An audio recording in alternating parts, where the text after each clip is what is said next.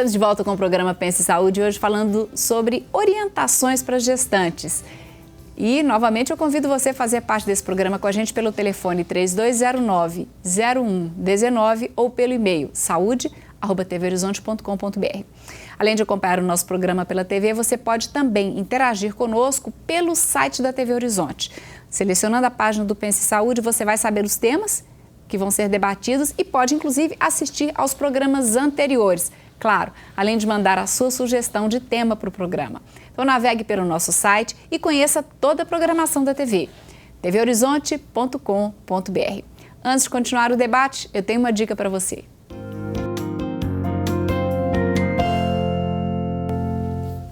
Começa neste sábado, dia 8 de novembro, a campanha nacional de vacinação contra a poliomielite. A vacina previne a paralisia infantil e o sarampo. Devem ser vacinadas crianças de 6 meses até 5 anos. Neste ano, o Dia de Mobilização Nacional será realizado em 2 momentos. No primeiro dia da campanha, no dia 8 de novembro e também no dia 22 de novembro. A expectativa do Ministério da Saúde é de que mais de 11 milhões de crianças sejam vacinadas até o dia 28 de novembro. Participe e pense em saúde sempre.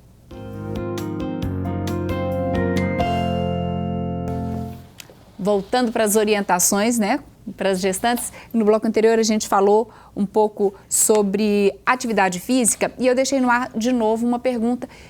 A mulher que já vem com esse hábito de fazer atividade física sempre fez, mas ficou grávida. Ela deve parar, interromper, maneirar, principalmente quando for a primeira gestação e ela ainda não sabe como o organismo dela reage e responde? Ela deve maneirar. Não necessariamente parar, porque isso vai depender da atividade física que ela faz. O primeiro trimestre, a gente tem um risco maior de abortamento, né? Então, qualquer atividade que gere impacto ou que possa provocar uma queda, acidentes assim, do nada, né, que acontecem, podem ser prejudiciais nesse momento. E até que se veja que a gravidez está evoluindo normalmente, que ela faça lá seu primeiro ultrassom, veja que a gravidez está realmente intrauterina, né?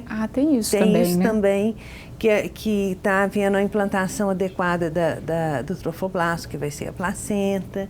Então, são vários pontos que precisam ser avaliados, né?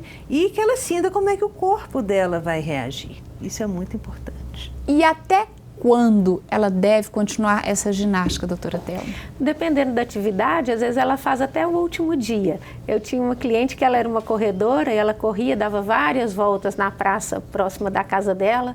Aí no dia que ela foi ter o bebê, ela me contou: sabia que eu hoje ainda dei uma volta caminhando na praça? Sabe quantas voltas eu dei? Falei: quantas você deu? Uma. Falei: já tá bom.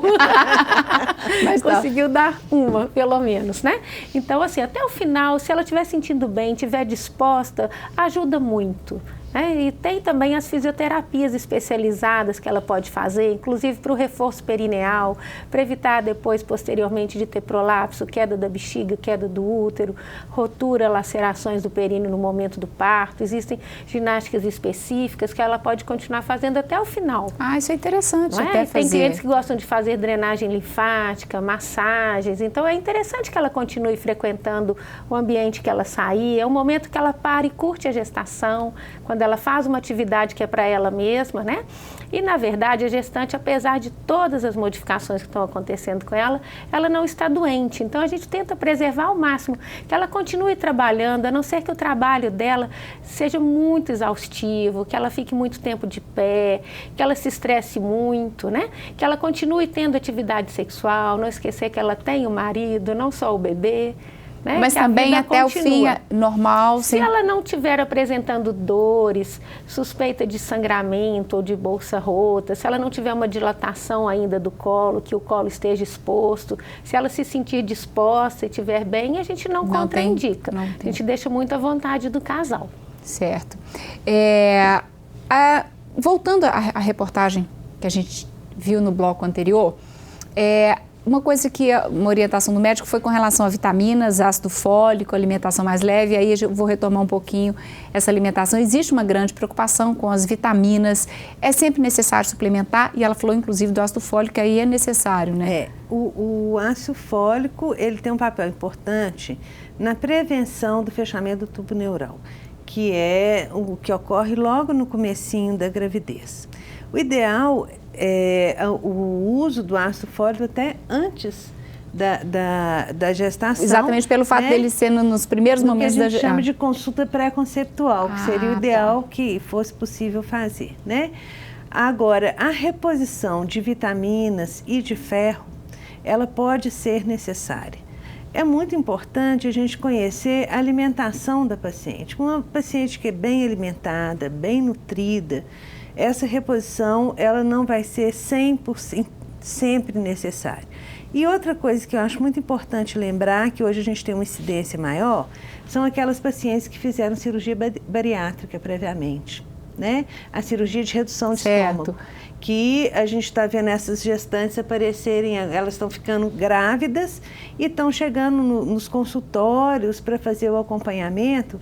Essas gestantes pós-cirurgia bariátrica, elas merecem um acompanhamento bem específico. Principalmente nessa questão de vitaminas, de deficiência de vitaminas. Elas têm uma deficiência de absorção, né, das vitaminas. Tá certo. Bom, e com relação aos medicamentos? O que nesse período é necessário ter mais cuidado? Porque às vezes as dores continuam. Aquela mulher que sempre tinha uma dor de cabeça e recorria ao analgésico, enfim, alergia, os antialérgicos. O que deve ser evitado? Que cuidados devem ser tomados quando se refere a medicamentos? Só um pouquinho antes, só lembrar da vitamina D. Que hoje em dia a gente tem muita paciente com deficiência. Se a gestante puder tomar um banhozinho de sol, 10, 15 minutinhos por dia, seria o ideal. Se não, que ela fizesse uma dosagem, saber quais são os níveis que ela está apresentando e fazer essa correção, que é muito importante para o bebê. Informação. Então, tanto a vitamina D, o cálcio e muitas vezes suplementar com vitamina, o ferro, porque a gestante ela vai produzir até o final da gravidez mais 1,8 litro a 2 litros de sangue a mais circulante. Então, muitas vezes... Tem uma diluição aí do sangue, muito né? grande. Então, muitas vezes, a partir da 20ª semana, ela precisa de 20 miligramas de ferro-elemento por dia, principalmente se ela for muito vegetariana. Que quando a gente fala assim, vamos fazer uma dieta mais leve, aí ela come só salada e fruta. Mulher já não come muita carne. Não é? E aí ela não quer, então eu não vou jantar, então ela já não come o feijão.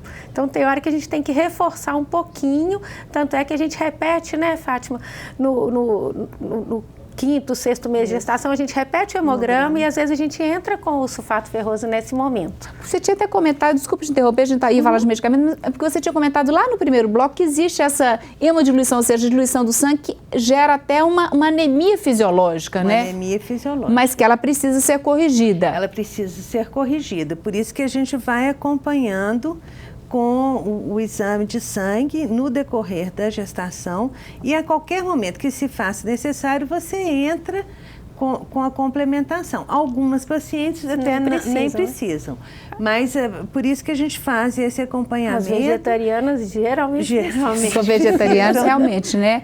E o cálcio também, hoje em dia, eu vejo que é muito difícil você conseguir o cálcio necessário para o dia para uma mulher que não está grávida. Se tiver ainda... a quantidade de leite que se toma é pequena. E às vezes a gente vê uns certos modismos na nutrição, né? Então a moda é chia, retira o glúten, aí retira lactose de todo mundo, aí às vezes a gestante vem com uma dieta que para ela, se não faz mal para ela, se ela não tem intolerância à lactose, não tem justificativa para ela não ingerir cálcio. O bebê precisa formar os ossinhos. Né? Então, às vezes a gente consegue, tem outros alimentos não lácteos que têm cálcio, mas não tem a mesma disponibilidade, a digestão não é tão perfeita, a absorção. Então, às vezes a gente lança mão desses multivitamínicos. Eu uso muito para as gestantes, para complementar mesmo. Hoje em dia a nossa alimentação mudou muito, é muito lanche, muito industrializado, pizza, muita coisa muito processado já o alimento. Não é? Certo. Então agora vamos voltar aos medicamentos, que era a nossa dúvida original. O que pode, o que não pode, que cuidados tomar? Bom, Medicamento durante a gestação é sempre bom evitar, né? O que acontece é que a gente tem uma gama muito grande de medicamentos que vão desde analgésicos até barbitúricos, etc. São muitos medicamentos, a gente tem um cardápio vastíssimo de medicamentos hoje em dia e as pessoas costumam usar indiscriminadamente, né? Então, eu acho que a gente precisa ter muito cuidado. Os medicamentos que a gestante faz uso, de uso constante, por exemplo, se ela é epilética ou se ela tem uma doença crônica, precisa de tomar aquele medicamento, ela precisa fazer o acerto da dose com o médico, o especialista que já vem acompanhando. Isso mesma coisa em relação, por exemplo, aos medicamentos psiquiátricos, de um acompanhamento, por exemplo, de uma depressão, enfim, de medicamentos receitados pelos psiquiatras, que a gente sabe que são medicamentos tarja preta, né, mais pesados. Eles devem ser mantidos e precisam ser mantidos, né? O efeito da droga é fundamental na gestação, né? A mãe, ela precisa estar bem em todos os aspectos. Então, a dose que precisa ser acertada. Dose, às vezes até o medicamento mudado. Mas a gente tem medicamentos com menos efeitos colaterais e que vai ter um efeito sobre a doença tão adequado quanto o outro. Daqui a pouco a gente volta para falar mais de medicamento e responder as perguntas que chegaram de casa. Hoje estamos conversando sobre orientações para gestantes. Nós vamos para um rápido intervalo, mas fique por aí, voltamos daqui a pouco.